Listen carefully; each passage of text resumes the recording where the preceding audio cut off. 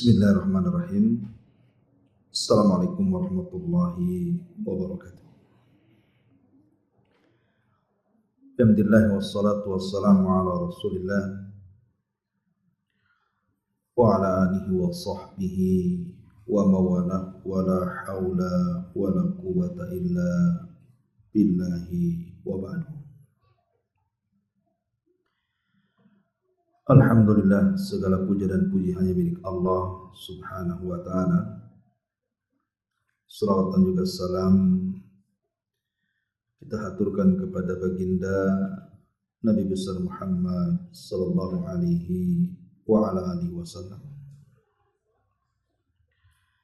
Kita lanjutkan kajian kita masih membahas Kitabul Jami' dan kita masuk pada hadis yang kelima.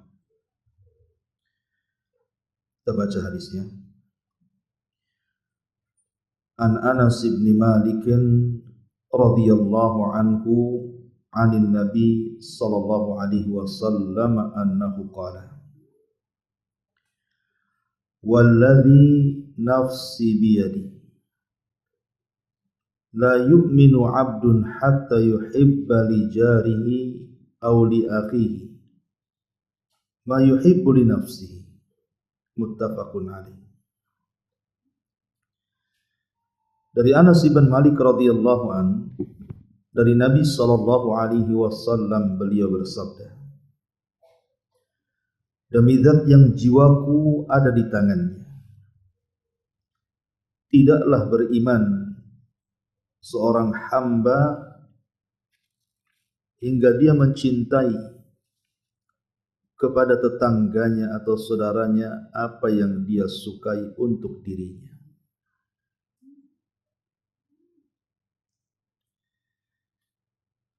Kemudian hadis yang keenamnya, wa an Ibni Mas'ud radhiyallahu anhu qala Sa'altu Rasulullah sallallahu alaihi wasallam ayyu dhanbi a'zam? Qala an taj'ala lillahi niddan wa huwa khalaqak. Qultu thumma ayyu? Qala an taqtula waladaka khasyata an ya'kula ma'ak. Qultu thumma ayyu? Qala an tuzaniya halilata jarik. Muttafaqun alaih. Dari Ibnu Mas'ud dia berkata, saya bertanya kepada Rasulullah sallallahu alaihi wasallam tentang dosa. Dosa apa yang paling besar wahai Rasul? Maka beliau bersabda, engkau menjadikan sekutu bagi Allah padahal Dia yang menciptakan kamu. Aku bertanya lagi, lalu apa lagi wahai Rasul? Beliau menjawab, engkau membunuh anakmu karena takut dia makan bersamamu. Kemudian aku bertanya lagi, lalu apa wahai Rasul? Beliau menjawab, engkau berzina dengan istri tetanggamu. Muttafaqun alaih.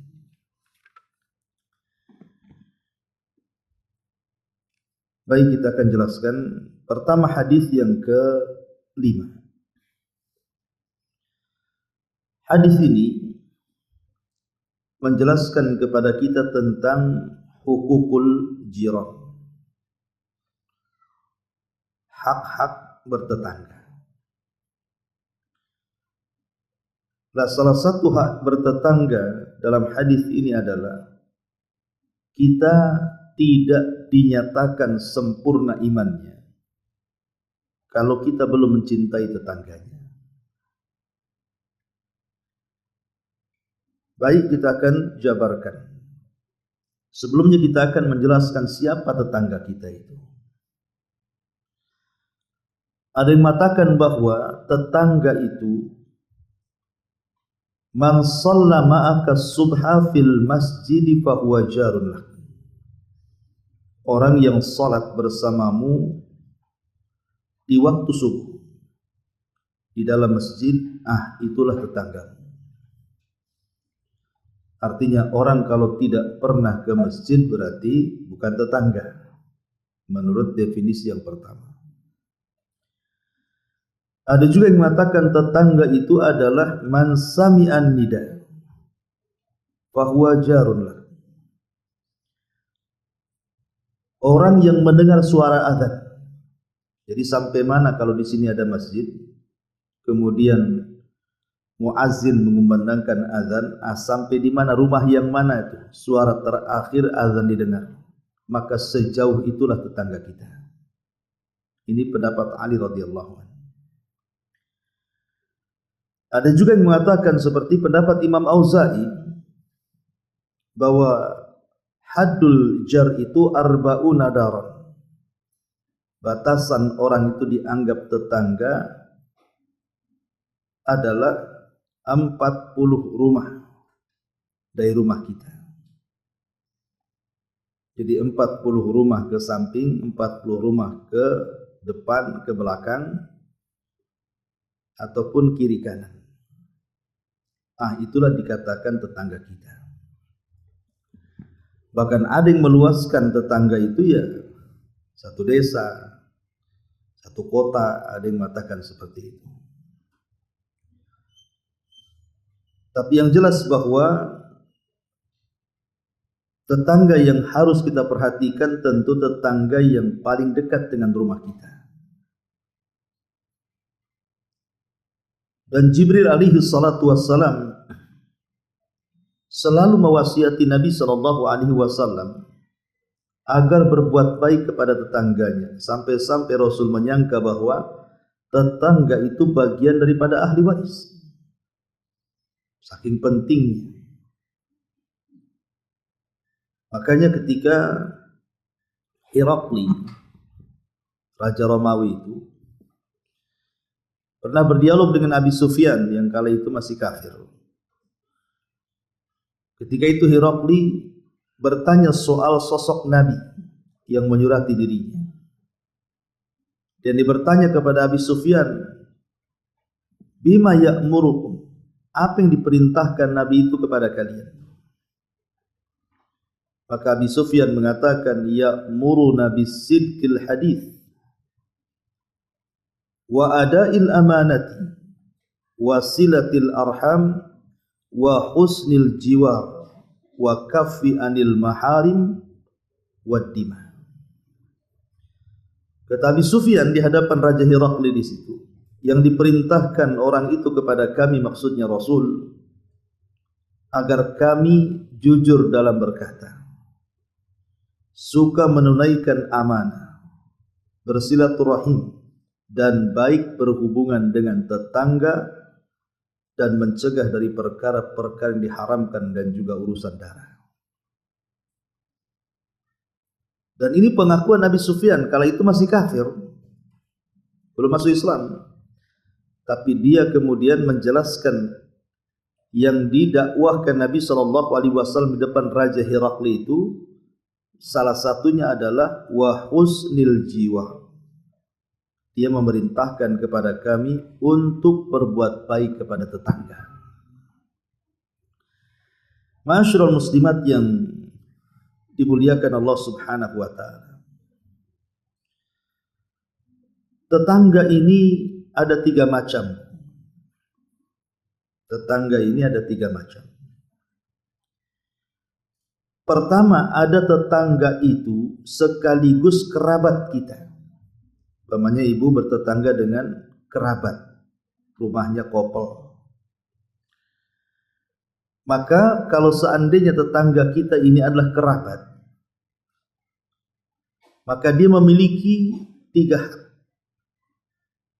Jadi kalau kita punya tetangga dia seorang muslim dan dia juga masih kerabat kita, berarti tetangga yang seperti ini memiliki 3 hak yang harus ibu tunaikan. Pertama, hak seorang muslim, dan ini sudah saya jelaskan. Kemudian yang kedua, hak sebagai kerabat, dan yang ketiga, hak sebagai tetangga. Artinya tetangga yang merupakan kerabat ini paling tinggi derajatnya, yang harus kita muliakan. Kemudian yang kedua, ada tetangga itu bukan kerabat, tapi dia seorang muslim, orang lain. Maka orang seperti ini memiliki 2 hak. Hak sesama muslim dan hak selaku tetangga. Nanti kita jelaskan hak-haknya.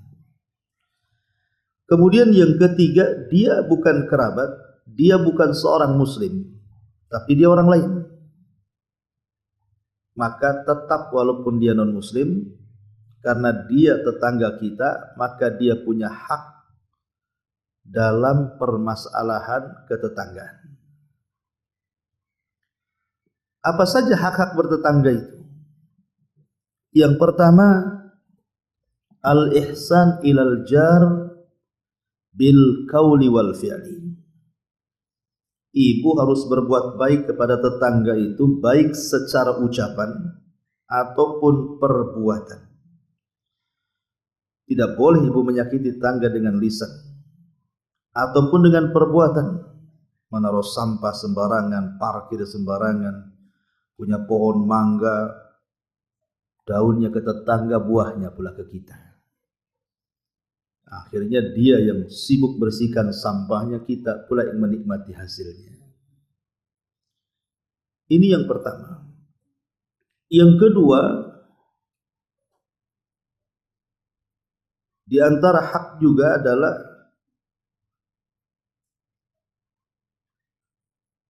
fal ihsan ilal jari khuluqun karim. Jadi berbuat baik kepada tetangga itu akhlak yang baik. Berbuat baik kepada tetangga itu adalah akhlak yang baik.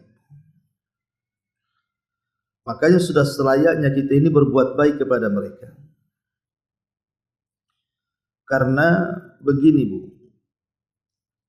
kalau kita ini betul-betul seorang muslim, seorang muslim itu harus betul-betul berbuat baik kepada tetangganya. Karena itu alamat seorang muslim.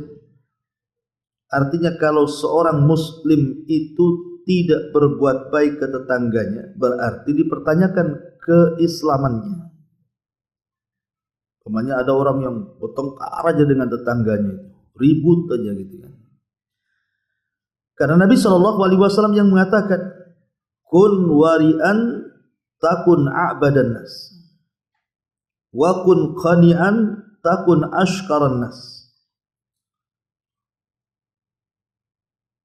wa ahib lin nasi ma tuhibbu li nafsik, takun mu'minan, wa ahsin mujawarata man jawaraka takun muslimah.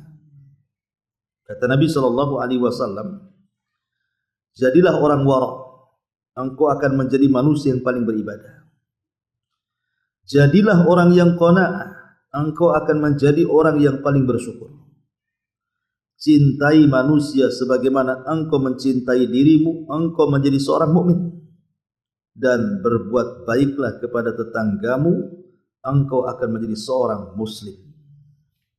Lihat kata Rasul, engkau berbuat baik kepada tetanggamu, maka engkau dinyatakan seorang muslim. Menunjukkan bahwa menghargai, berbuat baik kepada tetangga itu alamat keislaman. Bahkan lebih daripada itu, dia adalah alamat dari alamat keimanan, lebih tinggi lagi.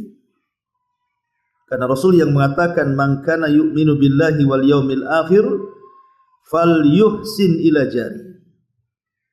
Barang siapa yang beriman kepada Allah dan hari akhir, maka berbuat baiklah kepada tetangganya.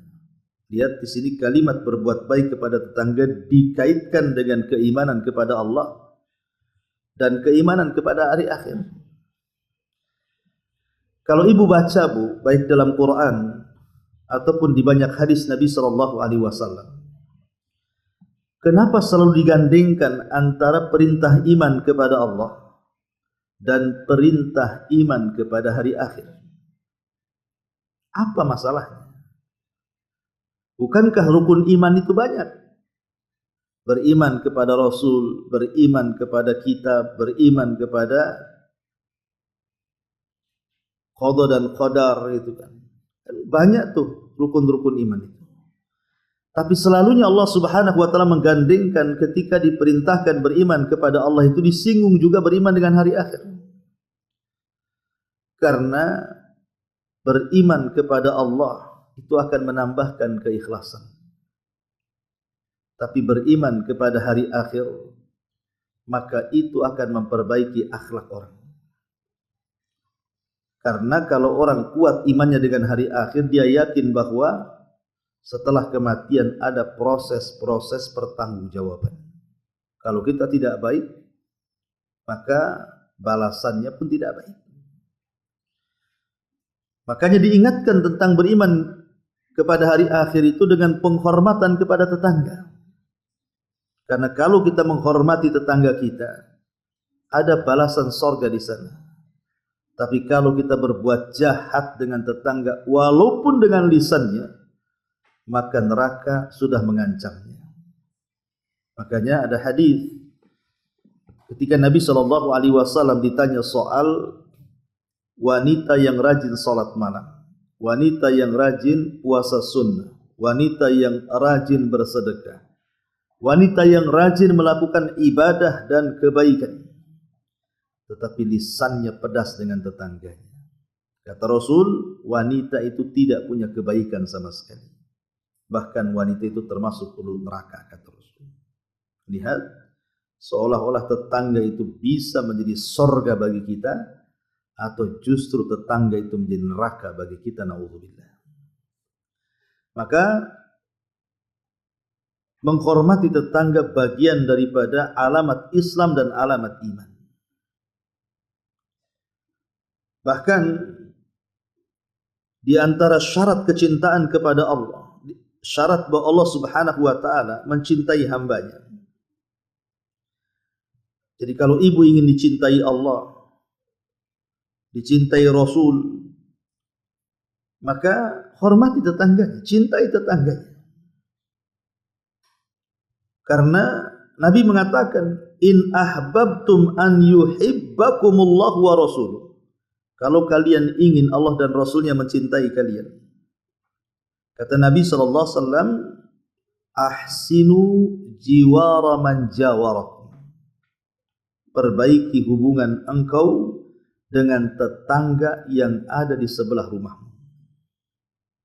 Lihat, Nabi SAW mengatakan, jika kalian hendak atau mau dicintai Allah dan Rasulnya, berbuat baiklah kepada tetanggamu. Dan ini sebuah kemuliaan. Terkadang ada orang yang berpikir bahwa kalau ingin menjadi orang yang mulia di hadapan Allah, dia harus melakukan amalan-amalan besar. Seperti nyumbang mungkin ratusan juta untuk masjid, untuk panti asuhan, dan lain sebagainya. Padahal berbuat baik kepada tetangga yang di sebelahnya itu merupakan alamat dari alamat kita ini mendapatkan kecintaan Allah Subhanahu wa taala. Dan kalau Allah sudah cinta dengan kita, maka Jibril pun akan cinta dengan kita. Kalau Jibril sudah cinta dengan kita, maka seluruh malaikat akan cinta dengan kita. Dan kalau Allah, Jibril dan seluruh malaikat sudah cinta dengan kita, karena Allah cinta dengan kita, maka Allah akan meletakkan kita ini pantas hidup di bumi. Bahkan kalau kita lihat faedahnya lebih luas lagi, berbuat baik kepada tetangga ini bisa menambah umur, bahkan bisa menambah rezeki. Dan itu disebutkan dalam sebuah hadis di mana Nabi SAW ketika menyebutkan wa husnul jiwar ya'murani diyar wa yazidani fil umri. Seseorang yang berbuat baik kepada tetangganya itu bisa memakmurkan rumahnya dan bisa menambah umurnya. Berarti mafhum mukhalafahnya apa, Bu? Kalau ibu jahat sama tetangga berarti pendek tuh umurnya. Karena orang yang berbuat baik kepada tetangga bisa memanjangkan umurnya. Dan ini luar biasa gitu ya. Bahkan lebih daripada itu, Nabi SAW pernah ditanya, "Ya Rasulullah, dullani ala amalin idza amiltu bihi dakhaltul jannah." Rasul, bisa enggak kau tunjukkan kepadaku satu amalan yang kalau aku mengamalkannya Allah masukkan aku ke surga? Maka Nabi SAW menjawab, kun muhsinan, jadilah kau orang baik, kata Rasul. Orang ini mengatakan, ya Rasulullah, kepada siapa aku berbuat baik? Maka Nabi SAW mengatakan, berbuat baiklah kepada tetanggamu. Berbuat baiklah kepada tetanggamu. Kalau tetanggamu datang dengan kebaikan kepadamu, maka berbuat baiklah kepada dia. Tapi kalau tetanggamu datang dengan ketidakbaikan kepadamu, tetap kau berbuat baik kepada dia. Dan di sini menunjukkan bahwa di antara sebab orang dimasukkan ke dalam surga itu adalah berbuat baik kepada tetangga. Jadi intinya bahwa poin yang pertama dari hak bertetangga adalah berbuat baik kepada mereka, baik dengan ucapan kita atau dengan perbuatan kita. Dan jangan juga menyakiti tetangga dengan ucapan kita ataupun dengan perbuatan kita. Kadang-kadang gini Bu, di masyarakat awam ini, ya saya kira bukan orang awam saja, kadang yang ngaji juga lah ini. Ya mungkin ngajinya belum dalam, mungkin bahasanya mainnya belum jauh. Jadi penyakit hasad itu terkadang suka ada kepada tetangganya itu. Sehingga ketika kemudian Allah Subhanahu wa taala berikan nikmat kepada tetangganya, bukannya dia bersyukur dengan mengatakan alhamdulillah, tetangga saya kau beri nikmat ya Allah, maka berikan nikmat juga kepadaku yang jauh lebih baik daripada tetanggaku. Harusnya ngomong gitu kan. Ini tidak. Langsung suudzon. Kok bisa dia beli mobilnya? Dari mana tuh? Jangan-jangan sewa mobilnya. Kok bisa dia bangun rumah? Uangnya dari mana? Jangan korupsi suaminya. Nah ini hasad ini yang kadang-kadang ini akhirnya bukan hanya terjerumus kepada hasad, tetapi lebih daripada itu jadi ghibah. Lebih daripada itu akhirnya suudzon, berburu sangka, lahirlah banyak dosa di situ. Makanya Bu, bersihkan kita ini, jangan pedulikan tetangga. Harusnya kalau saudara kita senang, harusnya kita ikut senang. Ini tidak, kadang-kadang kita yang susah gitu ya. Jangan sampai istilah para ulama itu halakal hasid qabla al-mahsud. Jangan sampai orang yang hasad itu lebih binasa dibandingkan orang yang dihasadi. Karena kenyataannya begitu Bu. Tetangga yang beli mobil itu tenang-tenang saja, makin sehat dia. Ini tetangga yang hasad makin setruk dia. Apa dia? Tinggi darahnya tuh. Kok makin hari kok makin enak aja hidup dia. Jadi ini yang harus diwaspadai. Jangan menyakiti dengan lisan ataupun dengan perbuatan. Apalagi kalau langsung lagi negornya. Lebih bahaya lagi. Ini yang pertama. Yang kedua, di antara hak bertetangga itu, rutinkan memberikan hadiah. Rutinkan memberikan hadiah kepada tetangga. Karena Nabi SAW pernah menasihati seorang sahabat namanya Abi Dzar. Apa kata Rasul? Ya Aba Dzar, idza tabakhta marakatan fa'aksir ma'aha wa ta'ahad jiranaka. Wahai Aba Dzar, kau kalau masak perbanyak kuahmu. Habis itu kau bagi-bagi tetanggamu. Lihat bagaimana Abu Dzar disarankan oleh Nabi Shallallahu Alaihi Wasallam untuk masak banyak, bagikan tetangganya. Ibu beli ayam 1 on, kasih kuahnya 1 dandang, Bu. Yang penting kan rasanya. Ibu beli mie, kan ada ibu kalau beli mie instan itu kan, Bu, rasa sapi, rasa ayam. Tak ada ayamnya di situ, Bu. Ya, tapi kan rasanya. Ya. Nah, coba kayak gitu. Janganlah Ustaz tersinggung nanti tetangga. Ya ibu ngomong saya hanya ngasih kuahnya. Nah, kalau mau nyemplungin terserah kuah apa kan itu.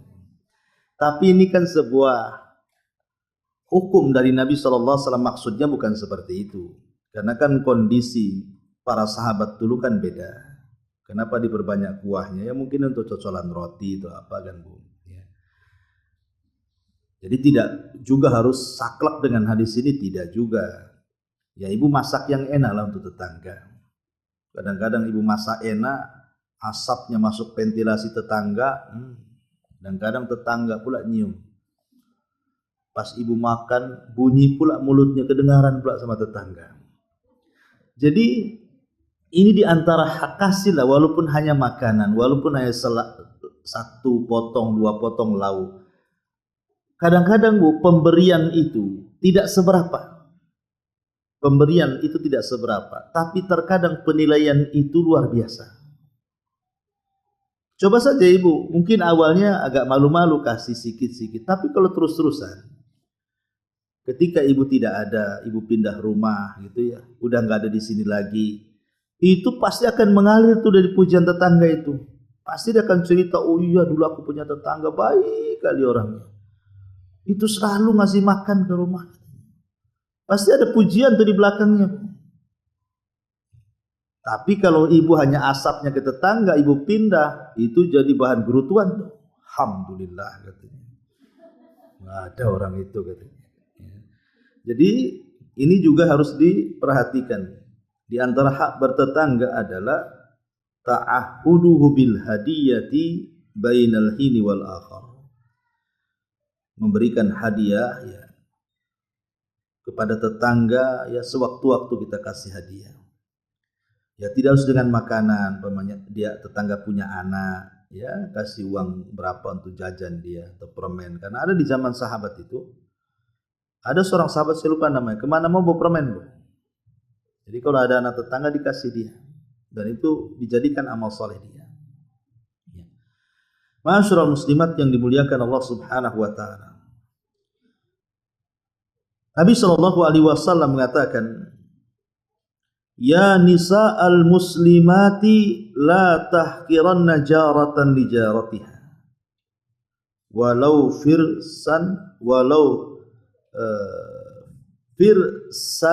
firsana syatin. Wahai wanita-wanita muslimat, jangan remehkan antar tetangga dengan tetangga yang lain. Jangan remehkan antara tetangga dengan tetangga yang lainnya, walaupun hanya memberikan potongan tulang dari kambing yang kau masak. Ma'asyiral muslimat yang dimuliakan Allah Subhanahu wa taala. Ini yang kedua yang harus diperhatikan. Kemudian yang ketiga yang harus diperhatikan adalah jangan sampai kemudian tetangga kita ini kelaparan, sementara kita pula kekenyangan. Di Batam ini, Bu, kadang-kadang kan perumahan ini tidak semua rata. Kadang ada perumahan mewah, di sampingnya pula ada ruli. Kan ada tuh, Bu, di Batam tuh kan. Sampingnya rumah bagus-bagus. Rupanya sepadannya ruli pula, di situ banyak orang susah. Susah cari pekerjaan, susah ekonomi, tumbuh beli pempas anaknya saja dah mikirnya seminggu. Ya. Ini kadang-kadang ada yang tidak punya hati juga gitu kan. Dia bisa makan dengan keluarganya kesana kemari. Tetangganya sebelah yang diruli itu nampak pula dari rumah dia susahnya. Kadang-kadang kita dia tidak punya rasa di situ. Lah dia tidak punya pengertian ataupun dia tidak paham bahwa ada hak mereka yang disebut dengan hakul jiran. Karena Nabi SAW mengatakan, ma amana biman bata syab'an wa jaruhu ja'i. Belum dinyatakan beriman kepadaku, kata Rasul, kalau dia tidur dalam kondisi kenyang sementara tetangganya kelaparan. Bahkan Sufyan Ats-Tsauri rahimahullahu taala sampai menyebutkan di antara 10 perkara yang mengeraskan hati itu adalah salah satunya adalah rajulun sab'an wa jaruhu ja'i. Kata beliau, seseorang yang kenyang mulut, kenyang perutnya, tapi tetangganya kelaparan.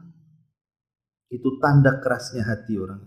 Tidak punya rasa kepada orang-orang di sekitarnya. Kemudian juga di antara hak bertetangga juga adalah ta'awun al-jiran fima bainahum wa tanazulil jar an ba'dil huquq. Saling membantu antar tetangga itu dan saling mengalah. Bukan hanya saling membantu dan bukan hanya sekedar saling membantu, tapi juga harus sering mengalah. Ya kalau seandainya tetangga ada hajatan gitu kan, mungkin dia ada kekurangan, mau sewa tenda tak bisa, udah saya bantu saja, saya sewakan tendanya. Oh peralatan dapurnya ndak ada, di rumah saya banyak gelas tuh, ya, bawa aja semua, tapi balikin ya. Jadi seperti itu Bu, bantu. Atau tanazul. Tanazul itu artinya jangan, pamannya ini kan kita yang namanya bertetangga itu pasti ada pertengkaran. Tidak mungkinlah tidak ada pertengkaran. Satu tangga ataupun selisih paham mesti ada lah antar tetangga. Nah di sini di antara hak bertetangga kalau bisa kita yang tanazul, kita yang merasa salah, kita yang menyerah gitu ya. Seolah tetangga yang benar walaupun dia yang salah sebenarnya. Itu namanya tanazul. Ya, jadi tujuan kita itu supaya jangan bertengkar, intinya seperti itu. Menghindari pertengkaran dengan cara tanazul tadi. Udahlah, saya mengalah saja.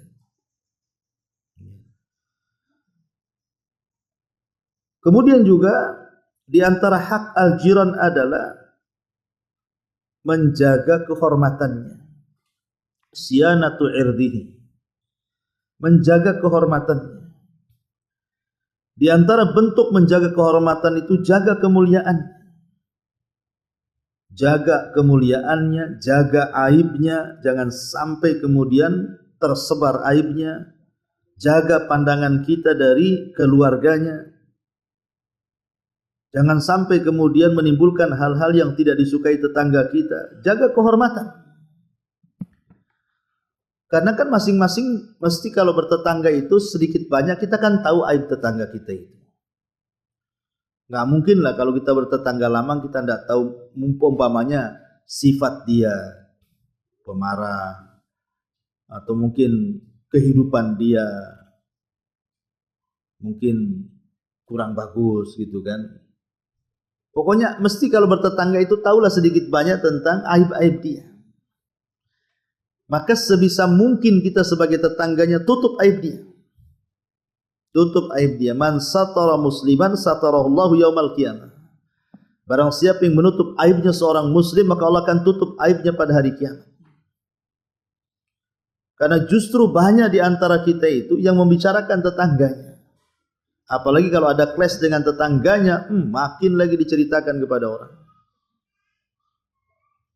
Tahu nggak kenapa? Aduh saya punya tetangga itu. Mulai itu ya kalau sudah ngomong gitu tuh. Ada apa dengan tetangganya? Mulai diceritakan dari A sampai Z. Harusnya tetangga ini kita lindungi sebab terkadang Bu kalau kita terjadi kemalangan atau apa itu. Justru tetangga yang pertama kali tahu sebelum keluarga kita yang jauh-jauh di sana tuh. Umpamanya kita ini qadarullah salah satu dari keluarga kita meninggal, kadang-kadang disebut tetangga keluarga kita yang jauh-jauh walaupun satu kota Batam pun tinggalnya, kadang-kadang datangnya belakangan itu. Artinya kan jelas-jelas jasa tetangga itu Jelas padahal dia bukan saudara, bukan kerabat, tapi kalau ada kemalangan dia pula yang paling pertama hadir coba. Makanya sebagai bentuk berbuat baiknya kita kepada mereka, jaga kehormatannya. Dan sering saya katakan, umumnya di masyarakat tuh ya, biasanya kita ini tak pandai untuk menjaga amanah dengar. Ini yang paling penting sebenarnya. Pamannya tetangga ini lagi bermasalah dengan suaminya atau dengan istrinya, bertengkar hebat. Suaranya sampai pula ke rumah ibu karena kopel masalahnya. Apalagi ibu sudah lubang itu. Jadi ibu dengar semua tuh masalah dua orang ini. Harusnya yang ibu harus pahami kan, langsung ibu nggak mau dengar kan? Ambil kapas, sumpelah telinga. Kalau bisa ibu jangan dengar, enggak sengaja ibu pepetkan tuh kuping di tembok. Makin didengar lagi. Lebih parah lagi ketika suami ibu datang, diceritakan sama suami. Bi, ada berita terupdate. Terupdate. Kata suaminya apa? Ini orang sebelah nih. Nah, harusnya kan ibu tidak boleh sama suami lo tidak boleh ceritakan juga. Cukup ibu dengan tetangga, dengan Allah yang tahu. Suami jangan. Ya, jangan tahu kalau bisa. Itu kadang-kadang kita ini tak pandai amanah dengar. Apalagi kalau umpamanya dalam pertengkaran itu ada kata-kata udah buat malu saja umpamanya kan, diam mereka berarti kan dia sendiri malu kalau didengar gitu kan. Nah, jadi ini harus dipahami ya, walaupun ini sepele sebenarnya tapi banyak kejadian. Masyarul muslimat yang dimuliakan Allah Subhanahu wa taala. Karena begini Bu, tetangga ini bisa menjadi saksi di hadapan Allah Subhanahu wa taala. Kata Nabi SAW, "Ma min muslim yamutu fayashhadu lahu arba'atun min ahli abiyati jiranihi annahum la ya'lam jiranihi al-udhunaini annahum la ya'lamuna minhu illa khairan illa qala Allah azza wa jal qad qabiltu qawlakum aw qala syahadatukum wa ghafartu lahu ma la ta'lamun." Kata Nabi SAW, barang siapa seorang muslim meninggal dunia disaksikan oleh 4 tetangganya dan tidak mengatakan tetangga itu kepada kita kecuali kebaikan, maka Allah akan katakan, telah diterima persaksian tetangga engkau dan aku ampuni dosa-dosanya dari arah yang kau tidak tahu. Coba bayangkan ya, kalau tetangga-tetangga di sekitar ini menganggap kita orang baik, dan biasanya kalau orang baik memang begitu, semua tetangga akan ngomong dia orang baik. Sama dengan orang jahat, semua orang ngomong itu jahat, itu mulutnya ember itu. Lah cukup 4 orang tetangga di sekitar kita mengatakan kita baik Bu, itu sudah jadi syafaat. Makanya ketika Nabi SAW menilai orang itu dianggap baik atau tidak, itu kan tanya sama 3 orang. Tanya sama pasangan, tanya sama pembantu, tanya sama tetangga, kata Nabi. Kalau kata pasangannya, oh istri saya baik. Kata istrinya, suami saya baik. Tanya pembantunya, cemana majikanmu? Apa itu? Gaji telat-telat katanya. Kan belum tentu baik Bu. Kata pembantunya, oh baik majikan saya, Masya Allah katanya. Ini aja saya mau diumrohkan dia ini katanya. Tanya tetangganya, cuman orang sebelah, gak usah tanya lah katanya. Capek aku jelaskan katanya. Kadang-kadang kata tetangganya nggak baik kan, berarti tak baik orang itu. Tapi kalau kata pasangannya, istri saya baik, suami saya baik, kata pembantunya, majikan saya baik, kata tetangganya, alhamdulillah saya ini punya tetangga baik kali. Dulu gua ada cerita di zaman Abu Hanifah. Tetangganya Abu Hanifah itu mau jual rumah. Anggaplah umpamanya sekarang harganya 100 juta lah gitu kan. Banyak yang nawar, Bu. Gimana enggak banyak? Tetangganya Abu Hanifah, ulama, dermawan, orang alim, ya. Semua pengen beli itu. Setelah banyak yang nawar dinaikkan 200 juta. Nah, itulah kadang-kadang ya kan. Kalau tak ada yang nawar satu orang enggak apa-apa 100 juta ya. Kalau udah banyak yang nawar dinaikkan tuh. Jadi yang mau beli rumah itu